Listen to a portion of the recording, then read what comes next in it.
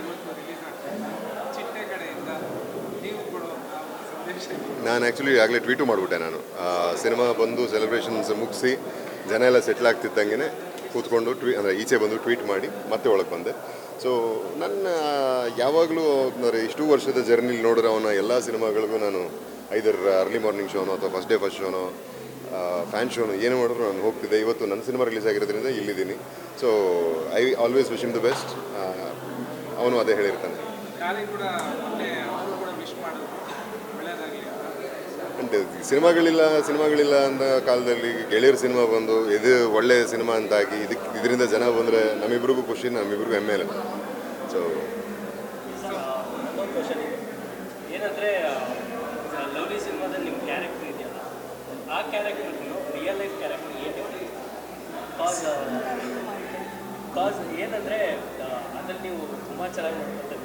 ಇಲ್ಲೂ ಅಷ್ಟೇ ನೀವು ಕೈ ಕೊಟ್ಟು ತುಂಬ ಜೋಪಾನವಾಗಿ ಕರ್ಕೊಂಡು ಬರ್ತಿದ್ವಿ. ಯಾಕೆಂದರೆ ಗ್ರೂಪ್ಗಳು ಆಗ್ಬೇಕಾದ್ರೆ ನಾನು ಮುಂಚೆನೂ ಹೇಳಿದ್ದೆ ಈ ಮಾತನ್ನ.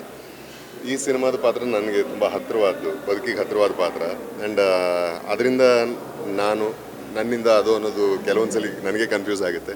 ಅಷ್ಟು ಇಷ್ಟವಾದ ಪಾತ್ರ ಆ್ಯಂಡ್ ಅಷ್ಟೇ ಸಹಜವಾದ ಪಾತ್ರ. ಆ್ಯಂಡ್ ನನ್ನ ಬದುಕಿಗೆ ತುಂಬ ಹತ್ತಿರವಾಗಿ ಅದು ಡಿಸೈನ್ ಆಗಿದೆ. ಮೇ ಬಿ ನಮ್ಮ ರೈಟ್ರು ಅಂದರೆ ನಮ್ಮ ಡೈರೆಕ್ಟ್ರು ನನ್ನ ತಮ್ಮ, ಅವನನ್ನು ತುಂಬ ವರ್ಷಗಳಿಂದ ನೋಡೋದ್ರಿಂದ ಆ ರೀತಿ ಡಿಸೈನ್ ಮಾಡಿದ್ನ ಅಂತ ಗೊತ್ತಿಲ್ಲ. ನನಗಂತೂ ನನ್ನ ಜೊತೆಗೆ ತೊಗೊಂಡು ಹೋಗ್ತೀನಿ ಚಿತೆಗೆ ಅಂತ ಹೇಳಿದ್ದೆ. ಸೊ ಅಷ್ಟು ನನ್ನನ್ನು ಇಂಪ್ರೆಸ್ ಮಾಡಿದಂಥ ಪಾತ್ರ. ಅಷ್ಟೇ ಸವಾಲಿನ ಪಾತ್ರ ಕೂಡ ಹೌದು. ಆ್ಯಂಡ್ ಕೆಲವೊಂದು ಕಡೆ ನಾನು ಕಾಣಿಸ್ತೀನಿ, ನನ್ನಲ್ಲಿ ಕೆಲವೊಂದು ಕಡೆ ಜೈಯು ಕಾಣಿಸ್ತಾನೆ. ಬಟ್ ಥ್ಯಾಂಕ್ ಯು ಒಳ್ಳೆ ಸಿನಿಮಾ ಕೊಟ್ಟಿರೋದಕ್ಕೆ. ಆ್ಯಂಡ್ ಮೋರ್ ಓವರ್ ಜನ ಥಿಯೇಟ್ರಿಗೆ ಕೆಲವು ಜನ ಬರ್ತಾರೆ, ಅವ್ರಿಗೆ ಏನು ಹೇಳೋದು? ಇದು ಒಂದು ಈಕ್ವಿಲಿಬ್ರಿಯಮ್ ಅಂದರೆ ಇಕೋಸಿಸ್ಟಮಲ್ಲಿ ನಾವೆಲ್ಲರೂ ಒಬ್ಬರ ಮೇಲೆ ಒಬ್ಬರು ಅವಲಂಬಿತರು. ಒಂದಲ್ಲ ಒಂದು ರೀತಿಯಲ್ಲಿ ಅವಲಂಬಿತರೆ ಏನಾಗುತ್ತೆ, ಚಿತ್ರಮಂದಿರ ಅಂದಾಗ ಚಿತ್ರೋದ್ಯಮ ಪೂರ್ತಿ ಚಿತ್ರಮಂದಿರದ ಮೇಲೆ ಅವಲಂಬಿತವಾಗಿದೆ. ಚಿತ್ರಮಂದಿರದವರೆಲ್ಲ ಜನರ ಮೇಲೆ ಅವಲಂಬಿತರಾಗಿದ್ದಾರೆ. ಈ ಎಲ್ಲ ಬದುಕುಗಳು ನಮ್ಮ ಜನರ ಮೇಲೇ ಅವಲಂಬಿತರಾಗಿರೋದು. ನಮಗೆ ಅವರು ನೋಡಿ ಬೆಂತಟ್ಟಿದಾಗ ಹೊಸ ಪ್ರಯತ್ನಗಳು ಮಾಡೋಕ್ಕೆ ಸಾಧ್ಯ. ನೋಡದೇ ಇದ್ದಾಗ ಅಸಹಾಯಕರಾಗ್ತೀವಿ. ಆ್ಯಂಡ್ ಚಿತ್ರಮಂದಿರಗಳು ಮುಚ್ಚಿದ್ರಿಂದ ಒಂದಷ್ಟು ಸಿನಿಮಾಗಳನ್ನ ಎಕ್ಸಿಬಿಟ್ ಮಾಡೋಕ್ಕೆ ಹಾಲ್ಗಳಿರಲ್ಲ. ಆ್ಯಂಡ್ ಹೆಚ್ಚಿನ ಸಿನಿಮಾಗಳು ಬಂದಾಗ ಅಕಾಮಡೇಟ್ ಮಾಡೋಕ್ಕೆ ನಮ್ಮ ರಾಜ್ಯದಲ್ಲಿರೋ ಥಿಯೇಟರ್ ಸೆಟಪ್ ನಮಗೆ ಸಾಲದೆ ಹೋಗುತ್ತೆ. ಬೇರೆ ಭಾಷೆ ಸಿನಿಮಾಗಳು ಬರ್ತಾ ಇರುತ್ತೆ. ಸೊ ಈ ಥರ ಹಲವಾರು ರೀತಿಲಿ ತುಂಬ ಜನ ಸಫರ್ ಮಾಡ್ತಾರೆ. ತುಂಬ ಕುಟುಂಬಗಳು, ಸಾವಿರಾರು ಕುಟುಂಬಗಳು ನರಳುತ್ತವೆ.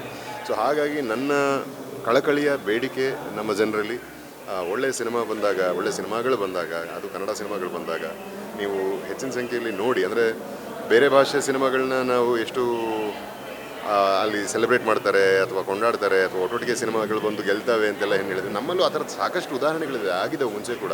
ಬಟ್ ಈಗ ಕಳೆದ ಕೆಲವು ತಿಂಗಳಿಂದ ಕಂಪ್ಲೇಂಟ್ ಏನಿತ್ತು, ಜನ ಬರ್ತಿಲ್ಲ ಅಂತ. ಅದರಿಂದ ಬಂದಾಗಿತ್ತು ಥಿಯೇಟ್ರ್ಗಳು. ಇವತ್ತು ಆ್ಯಕ್ಚುಲಿ ಓಪನ್ ಆಗಿದೆ. ನಿನ್ನೆ ಸಂಜೆ ಸಿದ್ಧಲಿಂಗೇಶ್ವರ ಥಿಯೇಟ್ರ್ ಓಪನ್ ಆಗಿದೆ ನಮ್ಮ ಸಿನಿಮಾಗೋಸ್ಕರ. ಸೊ ಇದು ಒಂದು ಹೆಜ್ಜೆ, ಮೊದಲ ಹೆಜ್ಜೆ. ಇದಕ್ಕೆ ನೀವು ಬೆಂತಟ್ಟಿದಾಗ ಆ್ಯಂಡ್ ಯಾವಾಗಲೂ ನಾನು ಮುಂಚೆ ಹೇಳಿದ್ದೀನಿ ನಿಮಗೆ, ಕಂಪ್ಲೇಂಟ್ ಮಾಡೋದ್ರಲ್ಲಿ ನಂಗೆ ಭರವಸೆ ಇಲ್ಲ. ಕಂಟೆಂಟ್ ಚೆನ್ನಾಗಿದೆ ಅಂದಾಗ ನಮ್ಮ ಜನ ಬರ್ತಾರೆ ಆ್ಯಂಡ್ ತಟ್ತಾರೆ. ಅದಕ್ಕೆ ನಾನು ಒಬ್ಬ ಅಂದರೆ ಅಂದ್ಕೊಳ್ದೇನೆ ಆ್ಯಕ್ಟರ್ ಆದವನು ಇವತ್ತು ಇಲ್ಲಿ ತನಕ ಬಂದಿರೋದಕ್ಕೆ ನಾನೇ ಸಾಕ್ಷಿ. ಆ್ಯಂಡ್ ಒಳ್ಳೊಳ್ಳೆ ರಿಪೋರ್ಟ್ ಕೇಳ್ಪಟ್ಟೆ ನಮ್ಮ ಈ ವಾರ ಬರ್ತಿರ್ತಕ್ಕಂಥ 4 ಸಿನಿಮಾಗಳ ಬಗ್ಗೆ. ಸೊ ನನ್ನ ಸಿನಿಮಾನು ಸೇರಿ. ಸೊ ನೋಡಿ, ಎಲ್ಲ ಸಿನಿಮಾಗಳನ್ನು ನೋಡಿ ಹರಿಸಿ. ನಿಮ್ಮ ಸಮಯ, ನಿಮ್ಮ ಹಣ ನಮ್ಮ ಜವಾಬ್ದಾರಿ. ಹಾಗೆ ಅದನ್ನೇ ನಂಬಿಕೊಂಡು ಒಂದಷ್ಟು ಸಾವಿರ ಕುಟುಂಬಗಳು ಬದುಕ್ತಾ ಇದ್ದಾವೆ. ಅವ್ರನ್ನ ಕಾಯೋ ಕೆಲಸ ನಿಮ್ಮದಾಗಲಿ. ಧನ್ಯವಾದ. ಅಂದರೆ ತುಂಬಾ ಖುಷಿ ಆಗ್ತಾ ಇದೆ. ಇನ್ಫ್ಯಾಕ್ಟ್ ನನಗೆ ಅವರ ಇಂಟ್ರಡಕ್ಷನ್ಗೆ ಜನ ರಿಯಾಕ್ಟ್ ಮಾಡಿದ್ದು ನೋಡಿಬಿಟ್ಟು ಹ್ಯಾಪಿ ಟಿಯರ್ಸ್, ಅಂದರೆ ಆನಂದ ಬಾಷ್ಪನೇ ಬಂತು. ನನಗೆ ತುಂಬಾ ಖುಷಿ ಆಯಿತು. ನನಗೇನು ಅನ್ನಿಸ್ತು ಗೊತ್ತಾ, ನಮ್ಮ ಇಂಡಸ್ಟ್ರಿಯಲ್ಲಿ ಕಮರ್ಷಿಯಲ್ ಹೀರೋಗಳು ಇದ್ದಾರೆ ಮತ್ತು ಮಾಸ್ ಹೀರೋ, ಕ್ಲಾಸ್ ಹೀರೋ ಅಂತ ಕ್ಲಾಸಿಫೈ ಮಾಡಿದ್ದಾರೆ. ಬಟ್ ಸೆನ್ಸಿಬಲ್ ಆಗಿ ಇದೆರಡನ್ನೂ ಬ್ಲೆಂಡ್ ಮಾಡಿ ಮಾಸ್ ಮತ್ತು ಕ್ಲಾಸ್ ಎರಡೂ ಆಡಿಯನ್ಸ್ನೂ ಕೂಡ ರಂಜಿಸುವಂಥ ಒಂದು ಆ್ಯಕ್ಟರ್ ನಮ್ಮ ಕನ್ನಡ ಇಂಡಸ್ಟ್ರಿಗೆ ಸಿಕ್ಕಿದ್ದಾರೆ ಈ ಸಿನಿಮಾ ಮುಖಾಂತರ ಅಂತ ನಾನು ಹೇಳೋಕ್ಕೆ ಇಷ್ಟಪಡ್ತೀನಿ. ಸೊ ನಾನೊಂದು ಆರ್ಟಿಸ್ಟ್ ಆಗಿ ಅಥವಾ ಒಂದು ಪ್ರೇಕ್ಷಕಿಯಾಗಿ ನಾನು ವಸಿಷ್ಠ ಸಿಂಹ ಅವ್ರನ್ನ ಆ ರೀತಿ ನೋಡೋಕ್ಕೆ ಇಷ್ಟಪಡ್ತೀನಿ. ಮೇಡಮ್, ನೀವು ಒಟ್ಟಿಗೆ ಸಿನಿಮಾ ನೋಡಿದ್ರಿ, ಲವ್ಲಿಯಲ್ಲಿ ನೀವು ಕೂಡ ಶೂಟಿಂಗ್ ಹೋಗ್ತಾ ಇದ್ರಿ. ಬಟ್ ನಿಮ್ಮಿಬ್ಬರ ಕಾಂಬಿನೇಷನಲ್ಲಿ ಯಾವಾಗ ಸಿನಿಮಾ? ಒಳ್ಳೆ ಕತೆಗೋಸ್ಕರ ಹುಡುಕ್ತಾ ಇದ್ದೀನಿ ನಾನು ಕೂಡ. ಬ್ರೇಕ್ ಆಯಿತು, ಬ್ರೇಕ್ ಆದಮೇಲೆ ಇವಾಗ ಮತ್ತೆ ಕಮ್ಬ್ಯಾಕ್ ಮಾಡಬೇಕು ಅಂತಂದರೆ ಒಳ್ಳೆ ಕತೆ ಬರಬೇಕಲ್ವಾ. ಸೊ ಹಾಗಾಗಿ ಐ ಆಮ್ ವೇಟಿಂಗ್.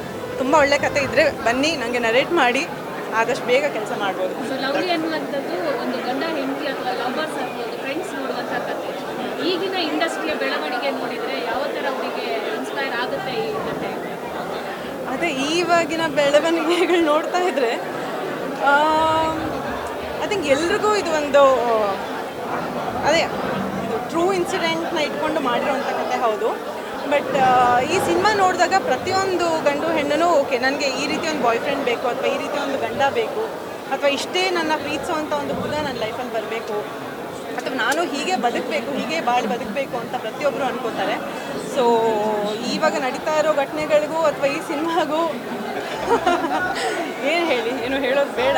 ಬಟ್ ಎಲ್ಲರೂ ಬಂದು ಸಿನಿಮಾ ನೋಡಲಿ. ಮೇ ಬಿ ಇದು ಕೂಡ ಎಲ್ಲರ ಜೀವನಕ್ಕೂ ಇನ್ಸ್ಪೈರ್ ಆಗಲಿ, ಎಲ್ಲರ ಲೈಫು ಚೆನ್ನಾಗಾಗಲಿ ಅಂತ ನಾನು ಹೇಳಕ್ಕೆ ಇಷ್ಟಪಡ್ತೀನಿ. ನಮ್ಮ ಸಿನಿಮಾದ ಒಂದು ಅಟ್ರಾಕ್ಷನ್ ಅದೇ ಮಗು.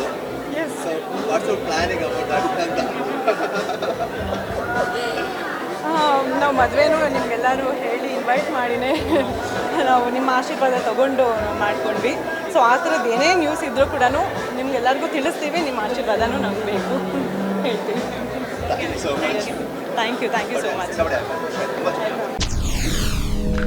SS TV ಸಿನಿಮಾ ಜಗತ್ತಿನ ಕ್ಷಣ ಕ್ಷಣದ ಸುದ್ದಿಯೊಂದಿಗೆ.